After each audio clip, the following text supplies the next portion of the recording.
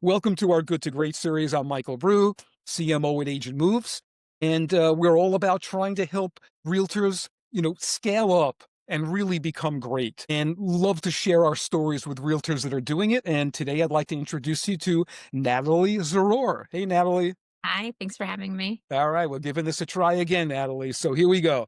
I like to talk about things that are not real estate related, since that's all we will be talking about in a moment. Natalie is when she's not mommying and real estating, which I do love the term, she is into art. She's into painting on canvas, and really that's her form of meditation. And hope she's doing a bunch of it with 6 kids. I can't believe how good you look with 6 kids. So amazing, amazing, Natalie. So tell us about it. Tell us about, a little bit off of what you're doing more personally, and then we'll get into talking about real estate. Oh, thank you for all that. So granted, I have 2 kids that live in Florida, so I do have 4 kids here, but yes, thank God they keep me busy. But thank God they're also self-sufficient. I've raised them to be a little bit more independent, so I never had to really, be so hands-on, but we make it work. So my art story is that I'm very big into manifesting, and since 2017, I learned about manifesting, and I have manifested things and didn't realize that we're always manifesting. Because as soon as you put it out into the universe, whether it's tomorrow, in an hour, or in 15 years from now, you will get that thing. And then you'll be like, oh, wow, I remember that. But I learned about it. And then, there's different techniques on how to manifest. So I tried visualizing, I've tried meditating, and I can't sit still and just listen to a sound. It's not working. So I enjoy art. I enjoy arts and crafts. I enjoy anything that has to do with something about being creative. And I found it that just working on a canvas, whether it was painting, it's like a 3D art is what I'm working on right now, was something that spoke to me the most. And I can actually zone out and just, I guess you get that visualize. It's just like driving in a car and you get to your destination and you're like, wait, how did I get here? And you don't realize you were thinking about something before. That is a form of visualizing. So we all have it in us, but art to me is a way to just disconnect, just calm, and just enjoy. Beautiful. Wow. I love it. I've actually spoken to another agent, and her whole focus is manifestation. So I've learned a bunch about it. Really, really interesting. So awesome. You found your niche. So that's I think that's just absolutely great. So tell us a little bit now about how, a little bit more lifestyle, as you were telling me, of kind of family background and how it kind of found its way into real estate, and with your creativity and how that plays in. Yeah, so building a home runs in my blood. My grandfather was a contractor, so he built homes from the ground up, and he built these amazing homes. Back in I think I was about 7, 8 years old. He built our family home, and till now, still standing. And I'm always so proud of it every time I drive by. And I always enjoyed watching a home go from the ground up, like every little detail of it. That now, when I drive by a home that I see these developers building, it just brings so much joy. Like, I actually enjoy watching it because every time you drive by, you're like, okay, now they're putting this up and now they're putting this. And then here's the final product. And you're like, wow.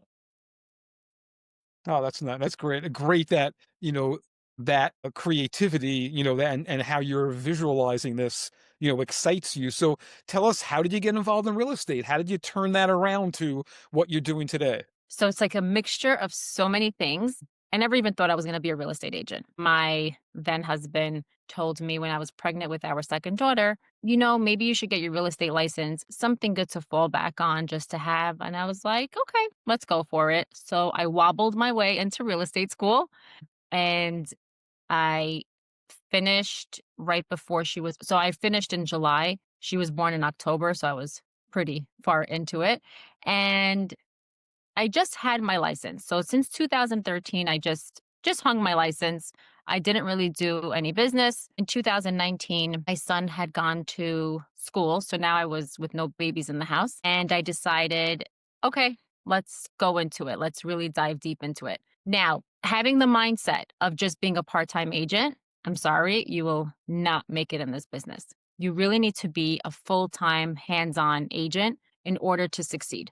People do it part-time. If they find a way to do it, that's great. But I found it that if you're not in this fully, it's not even worth the effort and the money that you have to put into it. So I started out with a brokerage and I started getting business through in-house agents.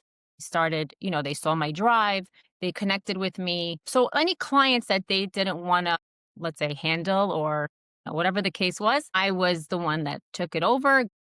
I gave them a referral fee. And then all of a sudden it became like a domino effect where it was like, one listing became another short term, which that short term all of a sudden was like, oh, hey, I saw that you rented a short term. Now I need a short term. So it was actually so cool, like the way it was rolling out. And of course, I enjoy the whole process. Like I love to see my client go from, oh my God, I need a house to, oh my God, this is my house.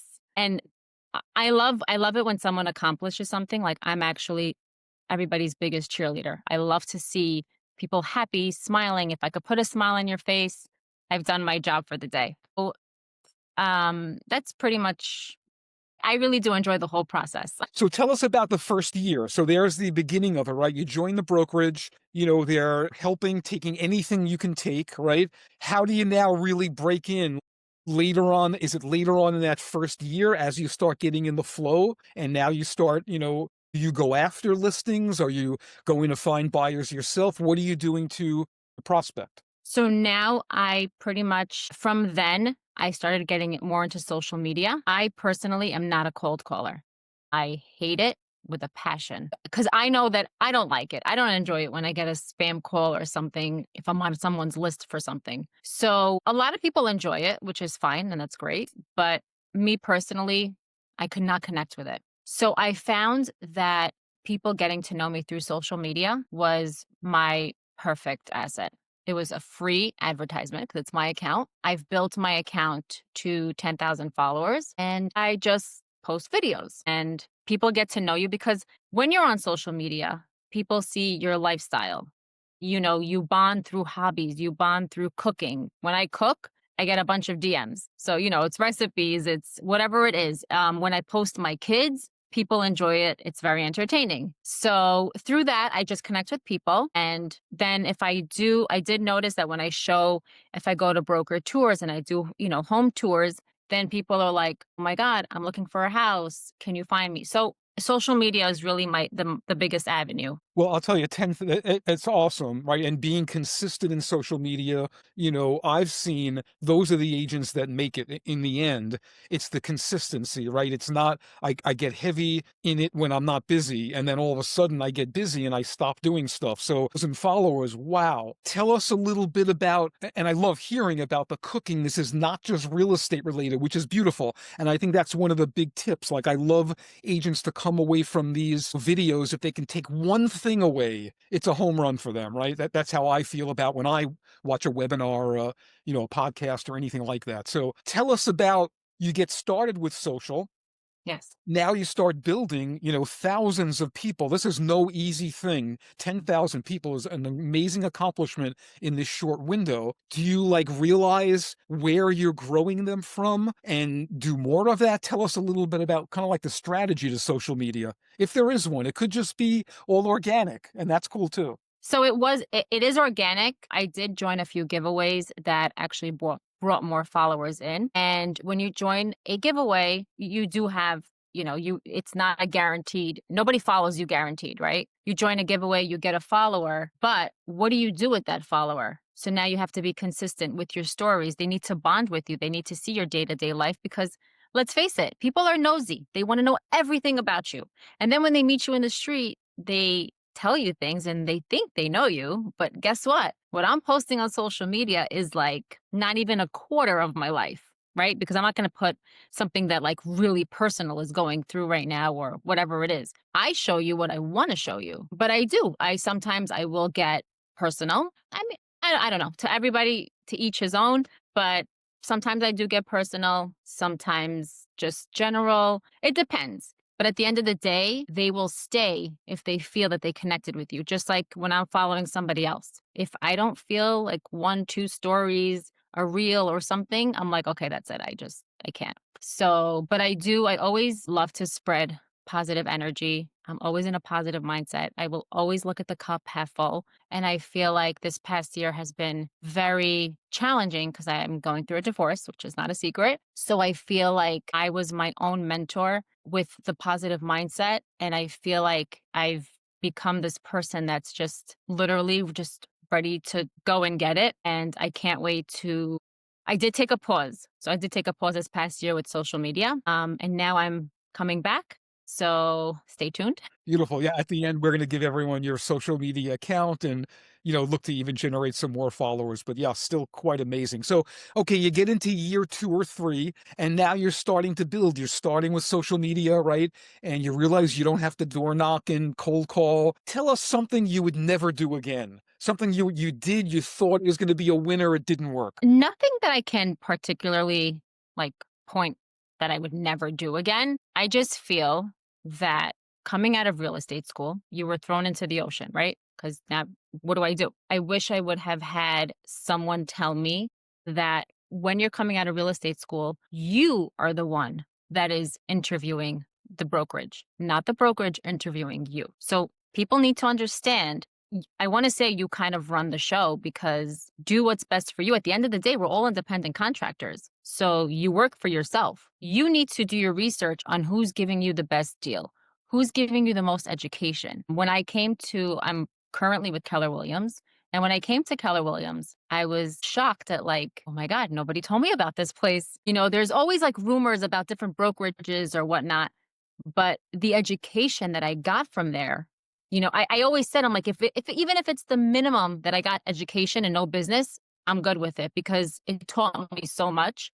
However, learning whatever I learned in Keller Williams, and then I noticed that agents were not they didn't know how to deal with their social media. They didn't know what to post. They didn't know, I always got questions. So I took a step back and I thought about it and I said, you know what? These people need a social media manager, someone that's going to walk them through. I'm always happy to answer anybody's questions. I'm always happy to help, if they're editing a video and they get stuck and what do I do? How should I, anything that they need help with social media wise, I'm always open to giving my advice. So I decided to also open up a social media management company, which is just me right now. I do run social media accounts other than real estate because I've just opened up that platform. So whoever is interested, I'm good with it. But specifically with real estate agents, nobody knows. People get very shy behind the camera. So I kind of show them a way that they could do this faceless. However, the only problem is when you're a real estate agent, people want to get to know you because they're trusting you with their house. So you do want to get personal with them, but there are other ways, not faceless, but kind of just you don't have to talk or whatever the case may be. We could work around that. So that's a lot I got from Keller Williams. Yeah, I'll tell you, it's we have a ton of agents on Keller Williams, very close with them. Obviously, one of the co-founders is from Keller Williams, and that is the story I hear. It is the education. Every agent I spoke to, that is the hook. That's what they're known for. Hey, it's nice to be known for it. It's nice that it actually pays off. And people like you and almost every agent I've spoken to around the education feel like there is no one that concentrates on education like they do. And I know about their coaching and so forth. So it's great. It's great at work for you. And I think it's great advice. I think the advice of that you are interviewing the brokerage, not the other way around, is a great one. No one's given me that little nugget. So I love it. I love it. So tell me a little bit now of now you're looking to get back in. You have these 10,000 followers that have been saying, where the heck is Natalie? What are you looking to do to scale now coming into this year? Like you're trying to just fire it back up and get going, or are you going to do other things? Or do you do local events around some of the things you love? Tell us about that. So there's so much that has taught me this past year, especially now as a single mom, with the younger kids, knowing what I'm going through and the struggles, the challenges, like everything that comes and there's no resources and you get stuck and you're like, somehow it made me want to either go into like a divorce niche where I'll help you sell your home because I'm very empathetic and listen, at the end of the day, when you're a real estate agent, it's just natural. You have to be a therapist, a doctor, a mother, everything to that client. I actually learned my lesson with one client that I had one time. She wanted to buy a house. She had a very, very bad experience with the previous realtor that she found a house with, and she was scared to get out of that deal, but she didn't realize she was already out of the deal. And she wanted to put an offer in, and she said, and then she put the offer in. Her offer got accepted, and she said, "Wait, I'm scared to continue." And I said, "Don't worry. I will literally hold your hand through this whole process. I won't let anybody hurt you in any which way." And I literally, till the last day, walked her through this whole process. She said, I can't believe that I bought this house. And what you did for me was just unbelievable." So I know that I'm a people person. Like I know that whoever meets me, we connect immediately because I'm very laid back. I'm very positive. I love to, again, spread a lot of positive energy. So people connect with me. So now going into social media, I feel like I need to either create a single moms nonprofit, help single moms that are going through struggle, help divorce people going through a divorce, whatever it is that I could help them with. So I feel like the avenue is kind of going there. I don't know where it takes me, but I feel like I have a calling. There's some sort of help that needs to be done here. Yeah. Really nice. Yeah. It feels like this is in your blood, helping people no matter what. Just speaking with you, I think you're going to find some niche here. And I believe these things are positive to connect with real estate. Sometimes I'll talk to people about different things, whether it could be medical, like divorce, you know what I mean? Where it would be, somewhere where you've been through it, you have empathy that maybe no one else has if you haven't been, and you can provide, I think, tremendous value to other people in your situation and really bring a calm. So I love it. I don't think this is like using a situation to try and create business. I think it's so helpful, to have that empathy where other people just can't find it. And then they find you and it's going to be a different relationship and a different experience. Yeah, I really do. I connect a lot right now. At the end of the day, they always say you don't know what someone's going through until you go through it on your own skin. And I've been through, I could basically write a book if I ever will, but I've been rock bottom, bottom, bottom. And to see where I am today, even going through all these challenges, it's fine. I know there's a better plan and I'm going for it. So I'm not letting it break me. I'm actually letting it make me stronger. I love it. Talk about glass half full, Oh, right? You're the epitome. I kind of live my life that way as well, but I love hearing that. I mean, you've motivated me. So I love the talk, and I think you will have motivated a lot of agents that get to watch this. So I thank you so much for your time. Tell us about social media. Where do we find you? so I am just my name at Natalie Zarour. That's my Instagram. I'm in the New Jersey, Bergen County area, but wherever there is to make business, I'm with you. Okay. I'm going to be connecting. Want to see those recipes. Yes, cooking is a big thing with me. All right, beautiful. Natalie, thank you so much for your time. Really appreciate you sharing your thoughts with us. And until next time. Thank you for having me. Yeah, follow Natalie, please, on social, follow Agent Moves, subscribe to our YouTube channel, and look forward to following Natalie. So have a good one, Natalie. Thank you.